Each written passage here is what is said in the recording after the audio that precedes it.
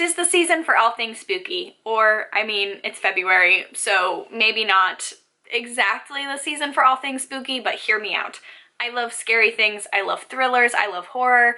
Valentine's Day is kind of centered around love, so there you go.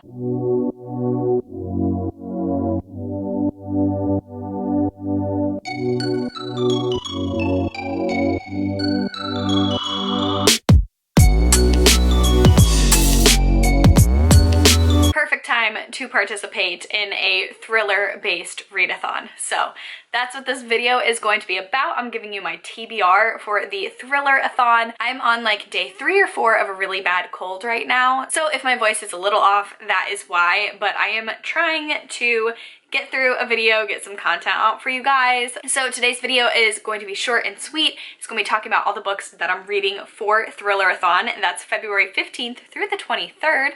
I will be vlogging if you want to participate.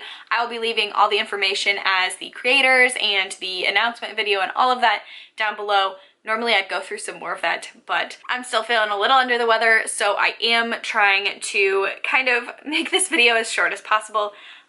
But let's just get into the books that I'm planning on reading. Now, this was one where you didn't have to pick a specific book for each single challenge, but since I am very much a mood reader, I did pick a different book for each single prompt, just to give me plenty of variety. I don't anticipate getting through all 9 of these books, but you never know. So yeah, let's just get into the books. The first prompt is Dr. Peacock, and that is the oldest thriller on your TBR. I did go to Goodreads, sorted my books by oldest added to my want to read list, and the first book that kind of fit this prompt for thriller slash dark mystery was The Silent Companions by Laura Purcell.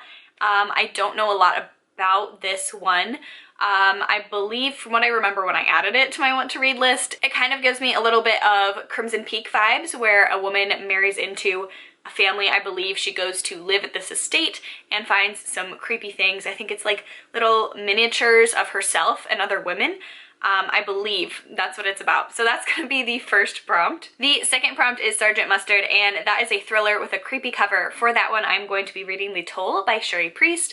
This is a horror novel. I think it's a folklore horror, and I picked this just because the cover is very creepy. I feel like, especially in horror storytelling and urban legends, there are a lot having to do with like bridges and just bridges in general, like abandoned bridges. Can be very creepy and atmospheric, like this cover, and just bridges in general. They can be used for like a lot of like dark symbolism. I'm thinking of like mythology and like urban legends and all of that. So I picked this one. I don't know a lot about it, but I do want to read it because it was one of the Goodreads 2019 picks for Best Horror of the Year. So that's why I'm interested in that one. Has a creepy cover. Good to go. The next prompt is Professor Scarlet, and that is the shortest thriller on your TBR. I just kind of picked one that looked short. This one actually has about 300 pages, so it might not be the shortest thriller, but it did look pretty short, and it's a book that I want to prioritize, so I slid it in here. And that is going to be The Remaking by Clay Liad Chapman. And this is another one that was one of 2019's Goodreads Horror Choice picks. I think it got to the top 10. So let me just read the synopsis, because this one I feel like is hard to explain. So in the 1930s, a mother and daughter are burned at the stake as witches. Their story inspires an urban legend told around a campfire in the 50s, a 70s horror flick, a 90s meta remake, and a true crime podcast. But all this storytelling comes with a cost. This sounds really exciting. I'm really interested to see what this one has to do with. Some stories refuse to die. The next prompt is The Library, and that is a new to you author, and for that one I'm going with The Stranger by Harlan Coben. This is one that my coworker at work was just absolutely raving about, and she's actually talking about the Netflix series. So apparently with Harlan Coben and Netflix have kind of come into an agreement where they're making a bunch of his books into like limited run series. So my coworkers watched a bunch of them and read some of his work and thinks that the TV shows are really, really good. And in particular, she really enjoyed this one, and she said she had read the book and it was really phenomenal. I don't know a lot about it. Harlan Coben is a new to me author, so this one was just available at my library, so I'm interested into seeing kind of more about it. The next prompt is a kitchen, and that is a trope that you love. And for that one, I am going with House of Leaves by Mark Danielowski. This is a big book and a very intimidating book. It's been on my TBR for quite some time. This one I'm picking because it actually has two tropes that I love within it.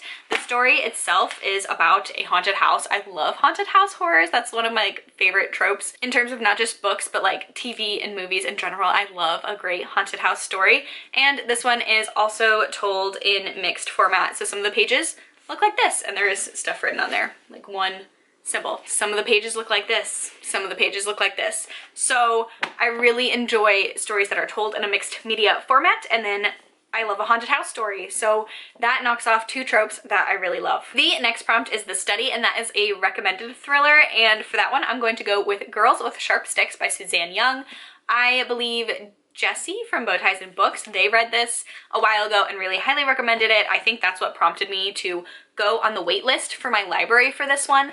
And then also just it's taken me a really long time to receive this book because it has been on my library wait list. So I'm assuming that means it's fairly popular and that a lot of people would recommend it since it took a while to get to me. I don't think this is an exact thriller. It is, I feel like, kind of like a dystopian mystery sort of book, so very much cousins to horror and thriller in terms of like genre families. So this looks like it's a dystopian about the girls of Innovations Academy, and they receive a well-rounded education that promises to make them better, obedient girls free from arrogance or defiance, free from troublesome opinions or individual interests.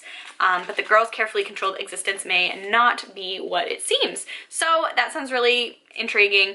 I haven't read a good dystopian in a while, and I think that's something that I've kind of been craving, so I'll just go ahead, throw it on this TBR, see if I can get to it. The next prompt is Candlestick, and that is the newest thriller on your TBR, and so for that one, I am going with Long Bright River by Liz Moore. I got this in January. It was my book of the month selection.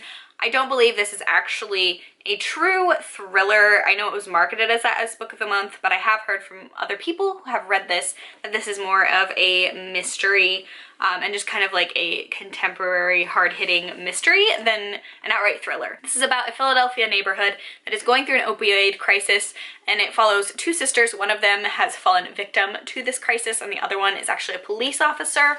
There is a serial killer in here that is targeting marginalized women. The police officer's sister hasn't heard from her sister in a while, so she starts to worry that the sister who is a part of this opioid crisis might have fallen victim, and she needs to find her sister before she does fall victim to this serial killer. So that is Long Bright River. The next prompt is Dagger, and that is read a book by an author you have read before. And for that one, I am going with The Death of Mrs. Westaway by Ruth Ware. Last year, I read The Turn of the Key. I definitely fell in love, and it was my first Ruth Ware book, so I wanted to pick up another one by her, and I knew I wanted to pick up another one soon. But this is about a young woman named Harriet Westaway, and she receives a mysterious letter bequeathing her to a substantial inheritance from her grandmother.